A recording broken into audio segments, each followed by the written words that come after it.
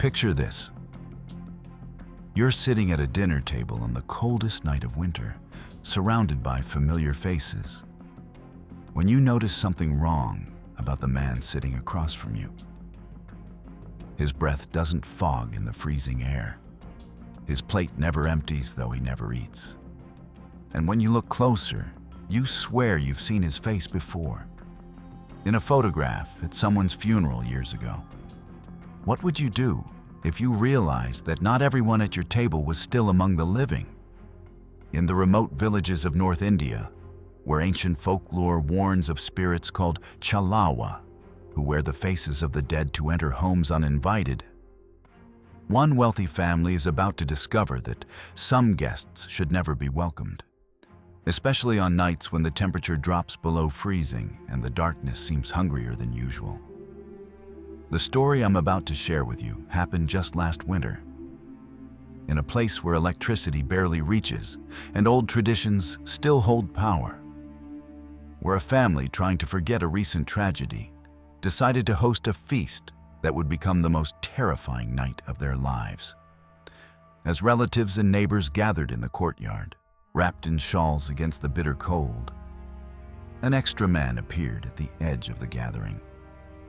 Quiet, always smiling, disturbingly familiar, yet impossible to place. Like a memory you can't quite grasp or a dream that slips away when you try to remember it. The grandmother noticed first how the dogs wouldn't go near his chair, how the oil lamps seemed to dim whenever he moved, how his shadow fell in the wrong direction, as if the light itself was afraid to touch him properly. By the time she remembered the old stories her mother had whispered about the Chalawa, about how they returned to finish unfinished business from their living days, it was already too late. The power had failed, plunging everyone into absolute darkness. And in that suffocating blackness, nobody could tell anymore who was breathing and who had stopped breathing long ago. Before we dive deeper into this chilling tale, make sure to subscribe to Fearway for more spine-tingling stories that will keep you awake at night. The Sharma family compound sat at the edge of the village, where the last electric pole stood like a lonely sentinel before the darkness of the Himalayan foothills took over. And on this particular night, with temperatures dropping to near freezing, the courtyard had been transformed into an outdoor dining space with long tables arranged in a square, coal braziers glowing orange between them like warning beacons that nobody was heeding. Mrs. Sharma had insisted on this feast despite her husband's reluctance, claiming it would help them all move past the accident that had taken their nephew Arjun 3 months earlier, though nobody spoke his name anymore, as if silence could somehow undo the tragedy of that September night when his motorcycle had skidded off the mountain road during an unexpected rainstorm. The guests began arriving around 8 o'clock, bundled in heavy woolen shawls and scarves, their breath creating small clouds that dissipated quickly in the dry mountain air. And among them came the usual faces. Uncle Rajesh, with his booming laugh that seemed forced tonight, Aunt Priya clutching her prayer beads, the neighbors from 3 houses down, who always brought their homemade pickles, and young Meera, who had been Arjun's childhood friend, and still wore the sadness in her eyes like a permanent accessory. It was Meera who first noticed the strangers standing at the courtyard's entrance, just beyond the reach of the lamplight. A tall figure wrapped in a dark shawl that seemed older than anything else present, the fabric appearing to absorb light rather than reflect it. And when he stepped forward into the illumination, his face triggered something in her memory that made her stomach tighten with inexplicable dread. He introduced himself simply as Vikram, claiming to be a distant cousin from a village further north who had heard about the gathering while passing through on business. And Mr. Sharma, not wanting to appear inhospitable on such a cold night, welcomed him to join despite not recognizing the connection he claimed. The stranger took a seat at the far end of the table, directly across from where Arjun used to sit during family gatherings. And as the food was served, steaming bowls of dal, fresh rotis, spiced vegetables, and rice pudding for dessert. Everyone noticed, but didn't comment on how his plate remained perpetually full, the food seeming to regenerate rather than diminish, though his hands never once lifted to his mouth. The old grandmother, Mrs. Sharma's mother-in-law, who rarely left her room anymore, had been convinced to join them tonight. And she kept staring at the stranger with growing alarm, her weathered fingers trembling not from the cold, but from recognition of something the others couldn't see. The way shadows pooled wrong around his chair. How the flame of the nearest oil lamp bent away from him, as if repelled. How the family dog that usually begged for scraps had retreated to the furthest corner of the courtyard with its tail between its legs, whimpering softly. As midnight approached and the mountain wind picked up, carrying with it the scent of snow and something else. Something sweet and cloying like flowers left too long at a gravesite. The grandmother finally remembered where she had seen this man's face before. In the old album of family photographs, and a picture from her own wedding 60 years ago. Standing in the background among guests who had all been dead for decades, the grandmother's whispered warning spread through the gathering like frost creeping across glass. But before anyone could fully process her words, the stranger, who called himself Vikram, stood up slowly, his movements fluid yet wrong, like watching a film played backward. And as he rose, the temperature dropped so suddenly that water glasses on the table developed thin sheets of ice on their surfaces. "You remember me, don't you, Dottie?" he said in a voice that carried two tones at once. One young and familiar, one ancient and hollow. And that's when Mira gasped, her hand flying to her mouth as she realized why his face had seemed so familiar. It was Arjun's face, but older, weathered, as if he had aged decades in the 3 months since his death. The coal braziers flickered and dimmed despite the absence of wind, casting dancing shadows that seemed to move independently of their sources. And Mr. Sharma stood up so quickly, his chair toppled backward, his face draining of color as he stared at the thing wearing his nephew's features like an ill-fitting mask.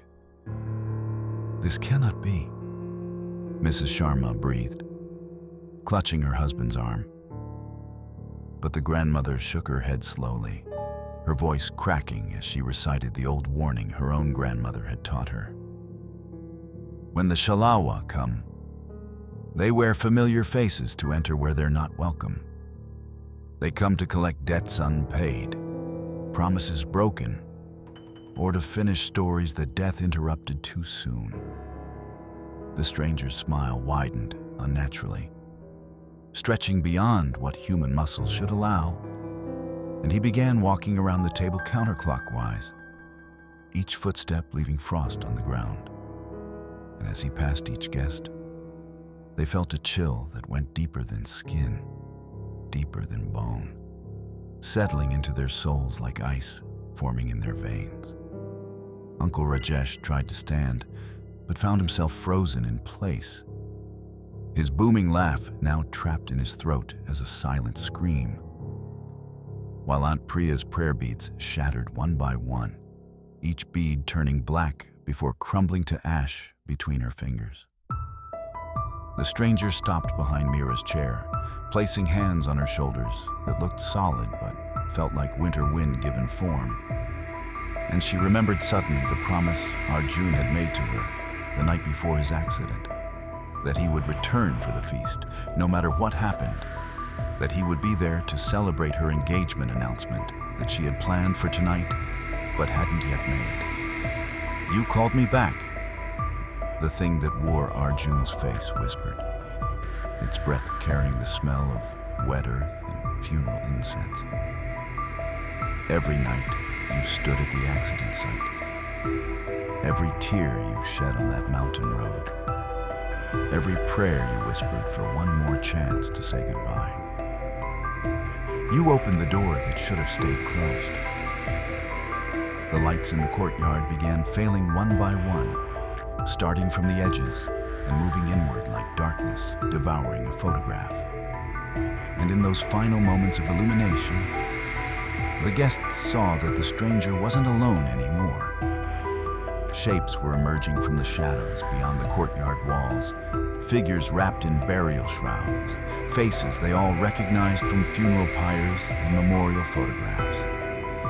An entire procession of the village's recent dead, drawn by the invitation of grief and the warmth of the living, gathered in one place on the coldest night of the year. The courtyard erupted in chaos as chairs scraped against stone and voices rose in prayer.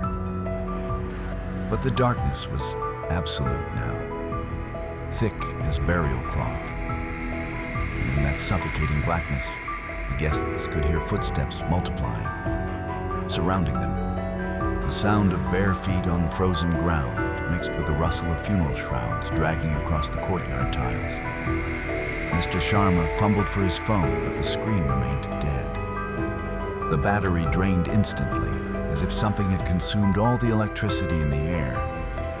And when he tried to move toward where he thought the gate should be, his hand touched something cold and wet that felt like flesh left too long in the rain, causing him to recoil with a strangled cry that seemed to echo from multiple directions at once. The grandmother's voice cut through the panic, steady despite her fear, reciting an old protection mantra her mother had taught her. But the words seemed to anger whatever had invaded their gathering, because suddenly the temperature dropped so severely that their breath came out in painful gasps, frost forming on their eyelashes and lips. The debt must be paid. Multiple voices spoke in unison now. Some from the left, some from the right, some from directly above, as if the speakers were floating. And Mira recognized other voices among them. Her childhood friend who had drowned in the village well, the old postman who had died of a heart attack last monsoon, the young bride who had burned in a kitchen fire 3 years ago. All of them speaking with the same hollow resonance as the thing that wore Arjun's face. Someone lit a match, but it illuminated nothing except a small circle of terror around the person holding it, revealing that the feast table was now set for dozens more than had been invited.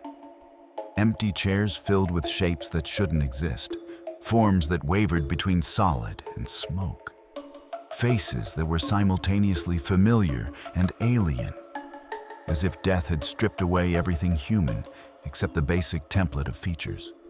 The match went out, and in the renewed darkness, cold hands began touching the living. A frozen finger tracing along someone's spine. Icy breath on the back of a neck. The weight of an invisible presence sitting down in an already occupied chair, forcing the living to share space with those who no longer needed space at all. Mira felt Arjun's presence behind her again. Closer now, and his voice was different. Older, filled with the weight of eternity. 3 months I've waited at that mountain curve where the bus went over. 3 months I've watched cars pass by, unable to move on because of your promise to wait for me, your refusal to let me go. And now I've brought them all. Everyone who died with unfinished business in this village. Everyone who left too soon. Everyone who had promises to keep or debts to collect. The grandmother realized with mounting horror that their grief had become a beacon. Their refusal to properly mourn had created a wound in the fabric between worlds. And on this coldest night when the boundary was already thin, they had inadvertently hosted a feast for both the living and the dead. And there was no way to uninvite guests who had already taken their seats at the table of sorrow they had unknowingly set. The living guests pressed together in the center of the courtyard, forming a trembling circle of warmth done against the supernatural cold that threatened to freeze their blood in their veins. while around them, the darkness pulsed with movement and whispered conversations in languages that predated memory.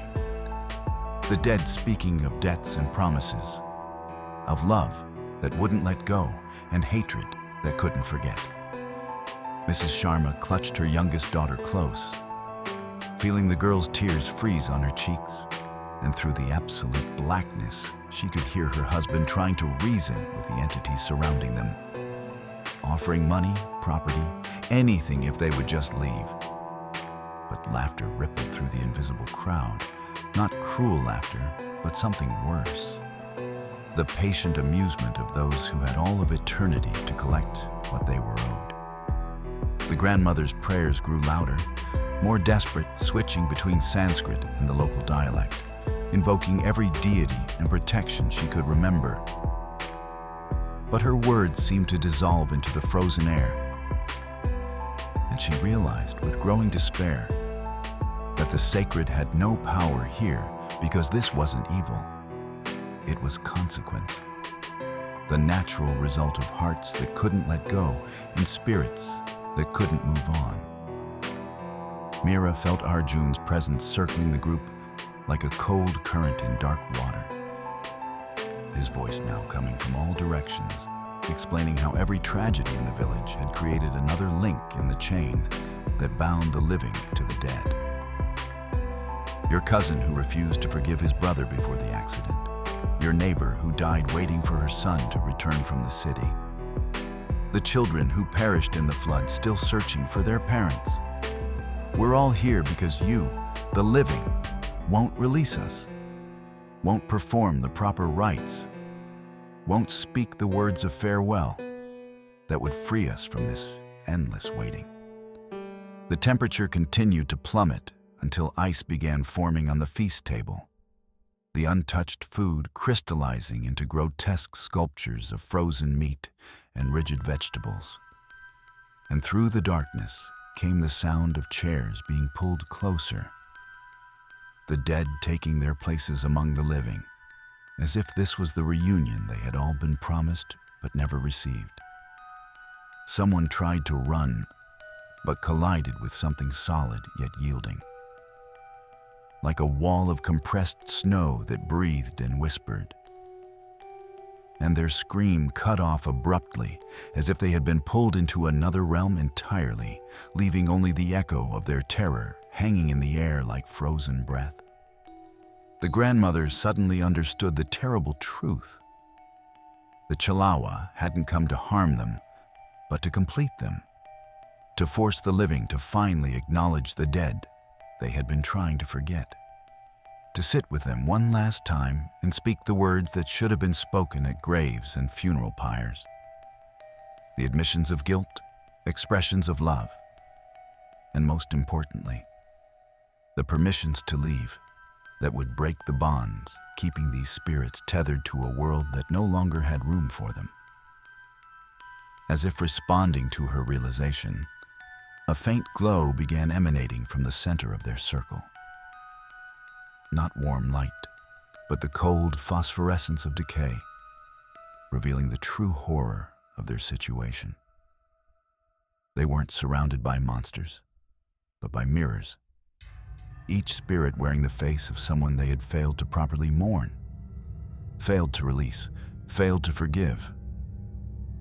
And until they could speak the words that would free both the living and the dead from their mutual imprisonment, the feast would continue forever in this frozen moment between midnight and dawn. One by one, the living began to speak into the frozen darkness, their voices cracking like ice as they addressed the dead they had ignored for so long.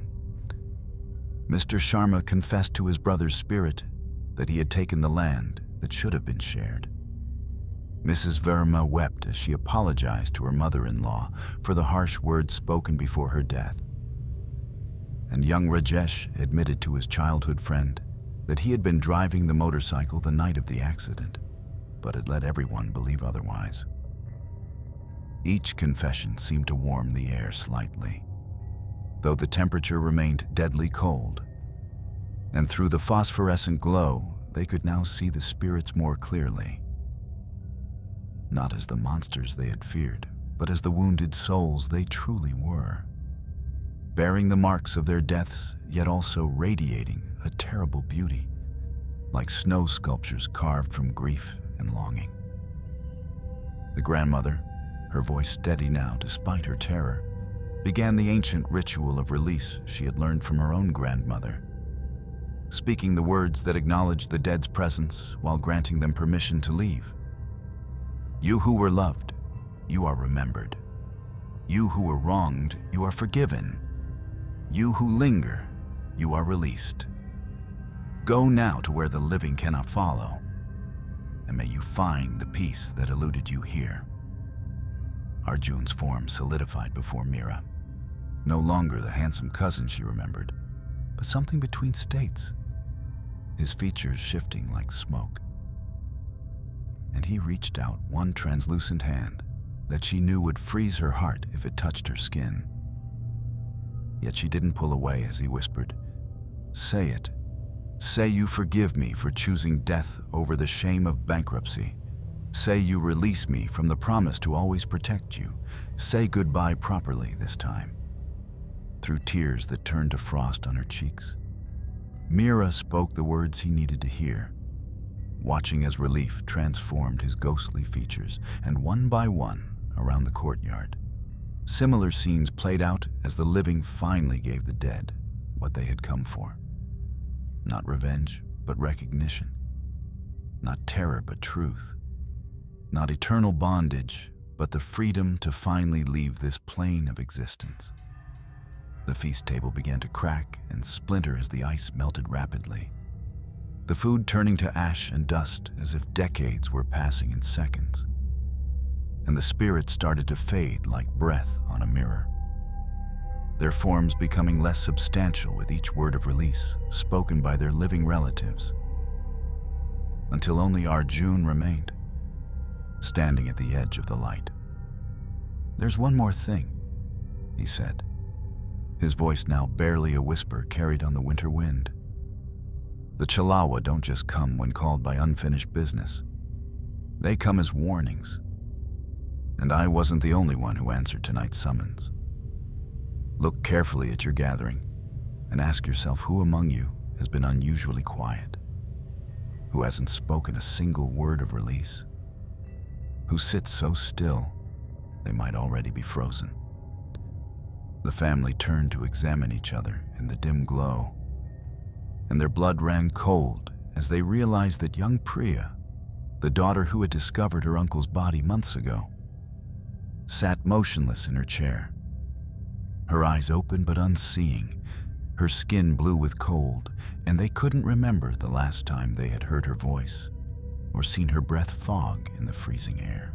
The horrifying realization spread through the family like frost across glass as they understood that Priya had been dead for hours, perhaps since before the feast even began, and that the Chalawa had not come alone but in pairs, one to draw their attention while the other fed on their grief in plain sight, wearing the face of their most innocent member.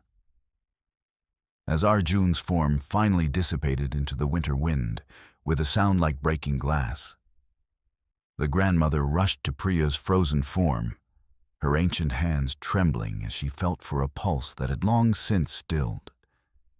And the family's screams pierced the darkness as they discovered that beneath the girl's shawl, her body bore the same wounds that had killed her uncle months ago, as if death itself was contagious in this cursed bloodline.